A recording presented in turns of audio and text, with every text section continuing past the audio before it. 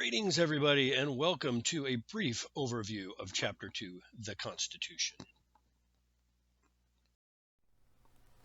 Okay, just a few announcements for this week. Be sure to check out the American Government Crash Courses at the link listed here, and it's also on the D2L page.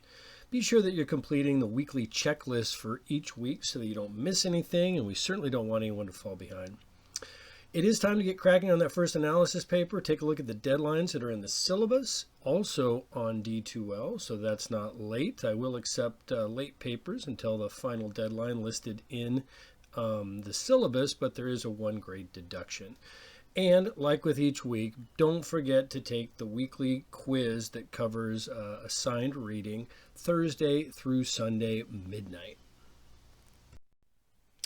And here are those learning outcomes for the week. We'll identify the historical and political significance of the Mayflower Compact. We'll analyze the significance of the Declaration of Independence and the Articles of Confederation and the weaknesses of the Articles. We'll identify the most important compromises reached at the Constitutional Convention and the structure of the resulting government. We'll recognize the differences between the Federalist and Anti-Federalist positions, the role of the Federalist Papers, and the need for the Bill of Rights, and we'll outline the process of amending the Constitution. All right, let's briefly go over the early colonial background in the United States. The first permanent settlement, 1607, was the Jamestown Trading Post. This was an economic enterprise. The goal here was to make money. Even so, it was important in terms of establishing some political norms in the United States because the great distance in what became the United States and England meant that settlers needed to govern themselves to some degree. They couldn't, the English king couldn't engage in direct rule. The distances were just too great. So they had the power and authority to make rules and laws and largely govern themselves. The other noteworthy early experience, obviously, is the experience of the separatists. Sometimes we refer to them as pilgrims. They sought to break from the Church of England that they thought was not conservative enough, established their own religious utopia in New England, in what became New England.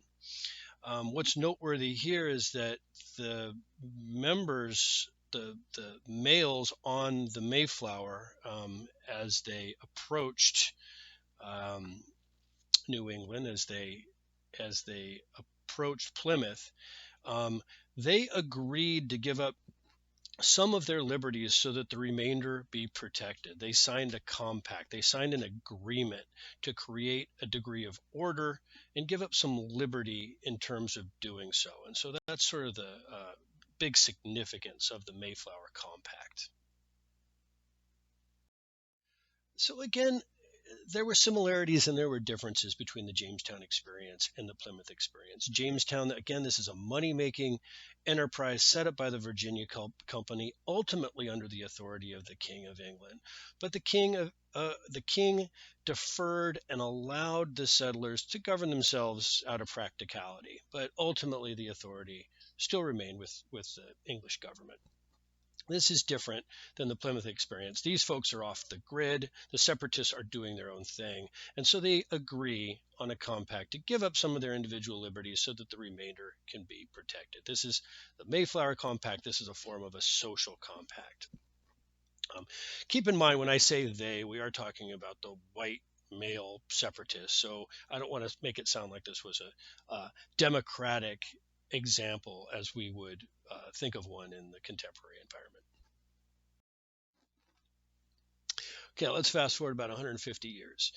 And you have 13 prosperous colonies in what became the United States. Of course, this prosperity is on the backs of enslaved African descendant people.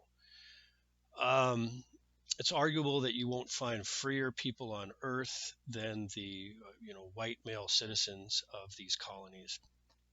Much more prosperous, by the way, than the folks back in England.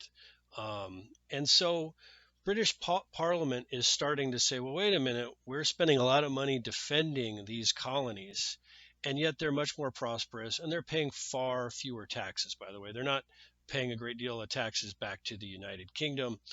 And so the idea is to kind of change that. And this also is the first time where the monarchy starts to treat the colonies kind of like as a single unit. And this also makes the folks in the colonies see themselves more as a unit, as opposed to Georgia being Georgia and Virginia being Virginia, and so on. And again, the major reason for this increase in taxation from the perspective of the British Parliament and the King was to pay off the debt that was incurred defending the colonies in the French and Indian Wars. Do spend time understanding the significance of these milestones. 1760, George III decides to raise revenue for the reasons I just mentioned, and that American colonists had paid very little taxes up to that point, which was one of the reasons for the great prosperity in the United States, one of many, what became the United States.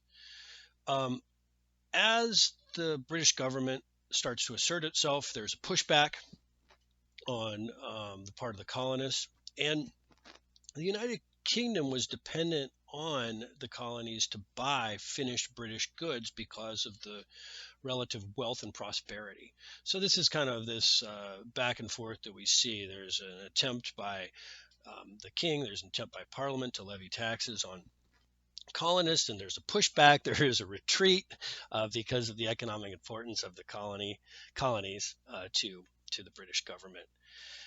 But as we get into the 1770s, we see greater willingness of the British to engage in direct rule, to attempt to engage in direct rule, and closing Boston Harbor. The British Parliament passes the Coercive Acts. This is an attempt to end indirect rule, allowing the colonies to largely govern themselves and start to engage in much more direct rule. And this obviously is creating a response from colonial leaders, and the colonists are starting to see themselves in it together. Again, more milestones. The First Continental Congress, this is really about bringing grievances to the British government, trying to get things back to the good old days of largely self-rule, low taxation, and yet the British government providing defense and support of the colonies. Even during the Second Continental Congress, as fighting had broken out between colonist militia members and British troops, ultimately the goal was to maintain ties with the United Kingdom, but of course indirect as opposed to direct rule. So I'm not going to go through each of these. We'll explore some more, but make sure that you understand the importance of these milestones. Again, the goal of the First Continental Congress, where 12 of the 13 colonies met, except Georgia, was to restore the structure that colonists enjoyed before the British tried to assert direct control. And if, the Crown and Parliament had backed off, it's pretty unlikely the Declaration of Independence would ever have been issued. Second Continental Congress, as I mentioned before, fighting is breaking out between colonial militia members and British troops. But still, even as they appointed Washington the general commander-in-chief, the ultimate goal was to retain the previous relationship with the British. The American Revolution, the revolutionary movement in what became the United States, was not taking place in a vacuum. This was taking place in a time in world history, in European history, where people were starting to question the relationship between rulers and the people and their subjects. What was the responsibility of kings and leaders? And so there are some important concepts that came out of the Enlightenment period. One is the concept of natural rights, that people have certain rights just because they're human. That might not seem particularly revolutionary today, but at the time, particularly from the perspective of a king, this was a revolutionary thing. I mean, if you were subject to the authority of a king, if you were a king's subject, you were their property. You were something that belonged to them. But the concept of natural rights challenged that, right? That people hold certain rights just because they're a person, they're human. And the idea that governments can't take away these rights. In fact, the idea that governments work for people as opposed to people working for the government. So Locke described these rights as life, liberty, and property. Jefferson largely plagiarized this and described them as these rights as life, liberty, and the pursuit of happiness, which has a nice ring to it. Now, of course, this is occurring at the very same time the Enlightenment thinkers like Jefferson had to kind of twist themselves in knots, because at the very same time they were making arguments that people had fundamental rights just because they were human beings. They were profiting off of the slave trade. They were profiting off of slave labor within the United States. And Jefferson dealt with this internally by blaming the British, by blaming King George for thrusting the institution of slavery um, on the colonies, and that people like Jefferson and other slave owners were also victims of this system that was perpetuated by the British. Another concept too that is suggested by Locke and is a product of the Enlightenment, and it relates to the Mayflower Compact, which is that in a society, there's a general agreement between the people and the government. People on the individual level, just like with the Mayflower Compact, they agree to give up some of their liberties so that the remainder of those liberties are protected. So do spend time this week rethinking or reconsidering America's founding and its independence. We're raised with patriotic stories through grade school and our education. And in many cases, we start to think about creation of the United States as being inevitable, but it was far from that. If the British had dropped their demands or fought the war more vigorously up front, it's really unlikely that there would ever have been an independence movement. It's also important to recognize that the leaders of the American Revolution didn't know how this was going to end. This was an unusually competent, thoughtful group of individuals, and they were the elites across these British colonies. And so the quality of leadership was extremely high. Their ability to stick together was amazing. And the fact that citizens across the colonies saw the most prominent leaders signing up to sever ties with the United Kingdom, signing up to sever ties with the British, that sent a very powerful message to the people who would ultimately, the men largely, who would ultimately fight the war. It's also important to recognize, too, that the so-called founding fathers, they disagreed dramatically amongst themselves about what kind of country they wanted. So we see this in things like the Hamilton play that's become so popular. They do a pretty good job illustrating this, but they had extremely divergent views. Was this going to be a slave owning society or not? Was it going to be a society that is based on commerce and big cities, or was it going to be an agrarian society where people made their livelihoods on farms, and again, largely on the backs of enslaved people? So they had great disagreements as to what kind of country they wanted and they desired. And so initially, people were banding together to fight the British, but they hadn't even really started to think about what they wanted to replace the colonial structure with. Franklin said rather famously, we must all hang together, or surely we'll all hang separately. And that's an important thing to mention, that if these leaders of the independence movement, prominent people, the most prominent people within the colonies, had lost, they were the leaders. They had a lot on the line here. And their followers, the more average settlers, recognized that they had a lot on the line as well. A few more things to think about here. There had never been a successful colonial rebellion before the American Revolution. It hadn't happened. There had never been a successful Republican government in such a large country. So we think about North America being sparsely populated during this period of time, but there still were 4 million people spread across these 13 American colonies. Now, the term republic or republican, we need to drill down what this means. This is a country that's without a monarch. They don't have a monarch, where power is ultimately in the hands of the citizens. So the United Kingdom today can never be a republic, even though it's a democracy, because they continue to have a monarch. So it's important to understand what that term means. And it was going to be hard to create a functional republic in such a large and diverse country, because again, things are spread out. Each colony had very different political cultures, some slave owning, some not, some settled for economic reasons, some settled for religious reasons and cultural reasons. So these were very diverse political cultures that were going up and down the eastern seaboard of what became the United States. It's also important to recognize that the idea that the United States would survive and become an entity among itself like we see today was probably the least likely scenario. Okay?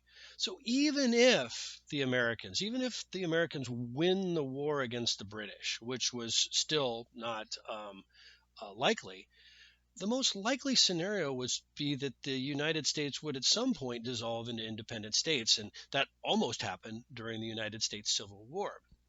And then keep in mind, too, a key reason for fighting the British is because these colonists distrust distant government. So why would you overthrow a distant British government only to create a new distant government in Washington, D.C., or New York, or Pennsylvania, or in Philadelphia? So this is something that we continue to deal with today. So what I'm suggesting in these recent slides is that the outcome of the War of Independence, the creation of the United States, was arguably one of the least likely scenarios here. Our initial government, the Articles of Confederation, I do want you to spend a good deal of time understanding this. This is very weak. It was designed to be weak purposely, for the reasons I just mentioned. Why overthrow a strong, distant government in the British if you're just going to create a new distant government in the United States? And also keep in mind, there's no rail networks, or very little, in the United States at this point. There's no transportation systems. Most people are not going to, if you're from Georgia, you're never going to go to New York. You're never going to go to Vermont. You're never going to go to New England State.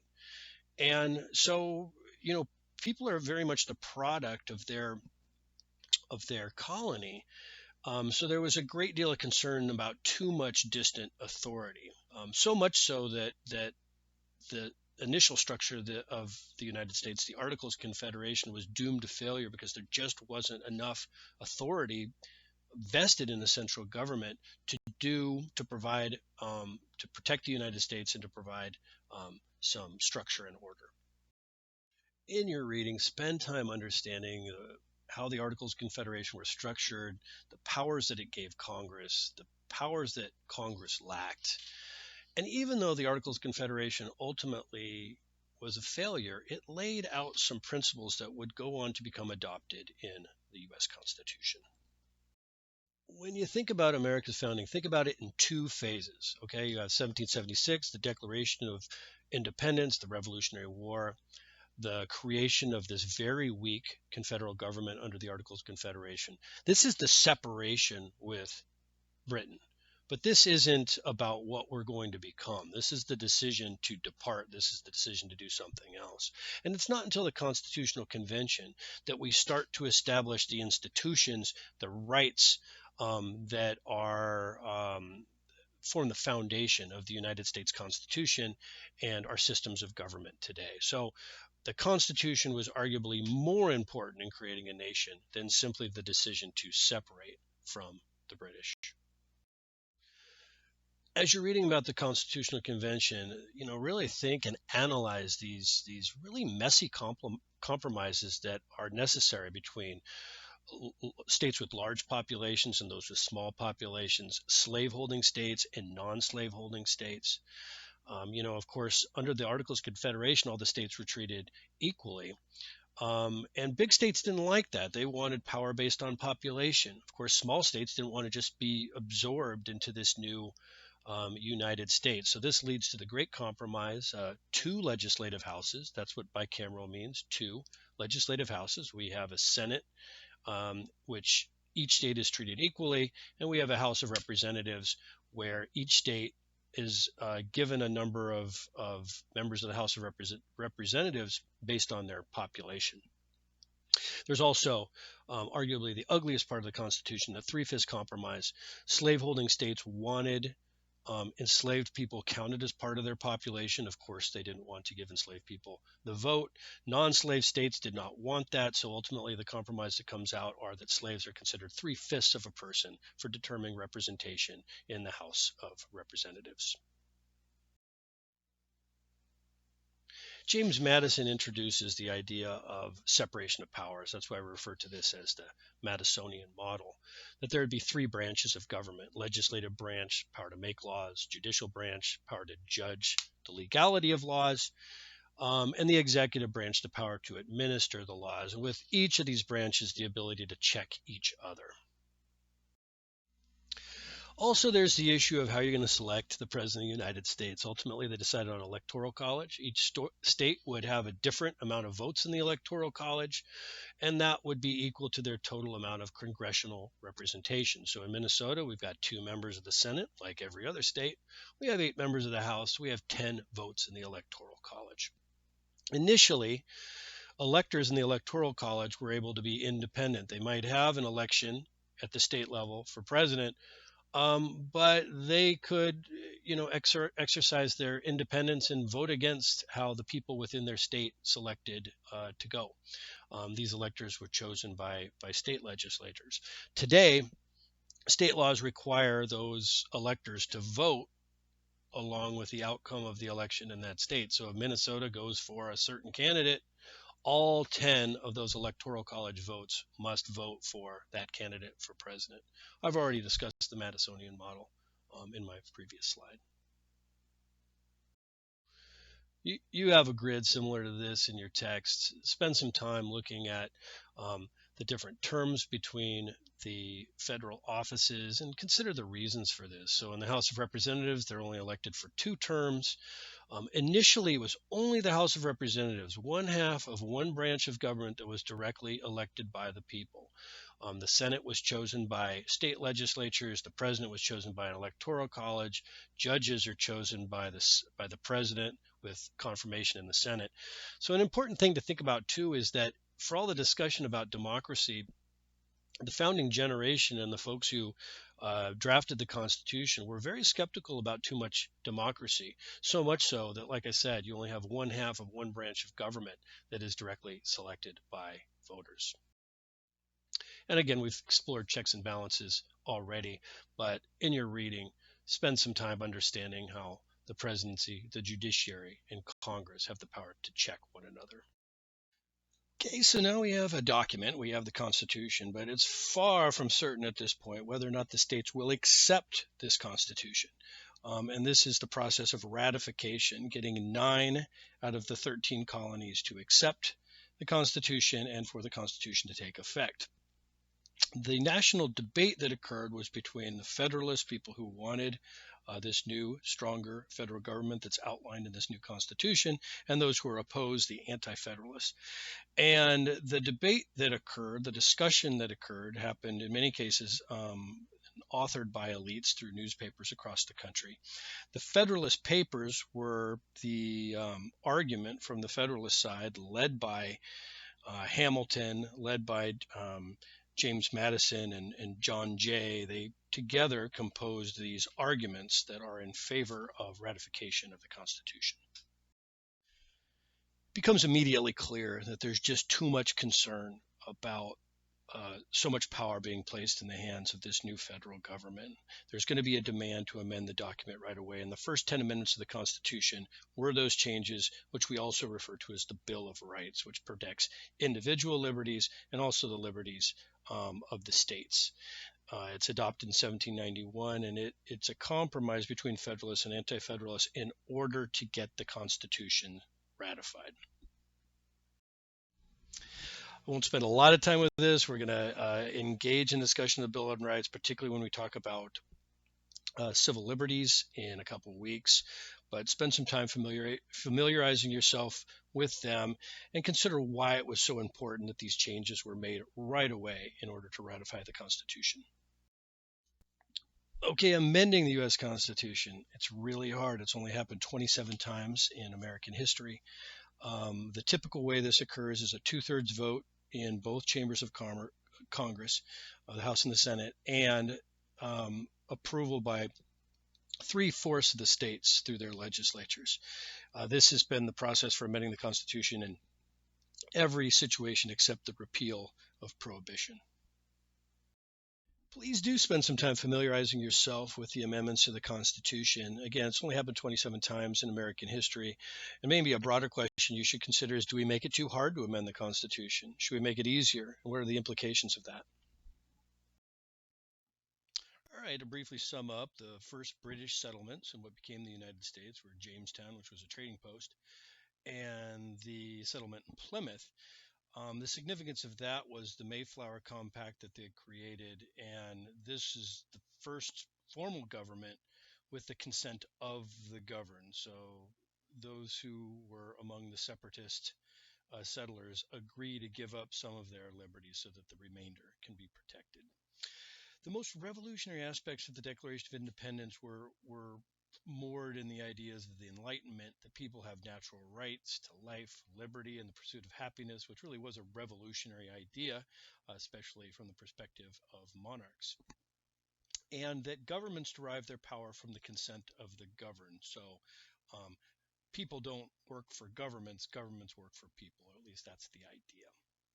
It's also important to note, and I really tried to drill this down, that the outcome of the Revolutionary War was far from certain. In fact, the way it turned out, if you were a betting person, would have been likely the least likely scenario in terms of an enduring United States.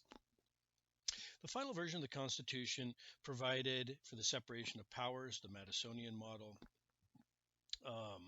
and with each of the branches of government having the ability to check and balance one another. It's also a federal form of government, so the powers of the states, the regional governments, are in balance with this new federal government, and that power is mapped out in a constitution.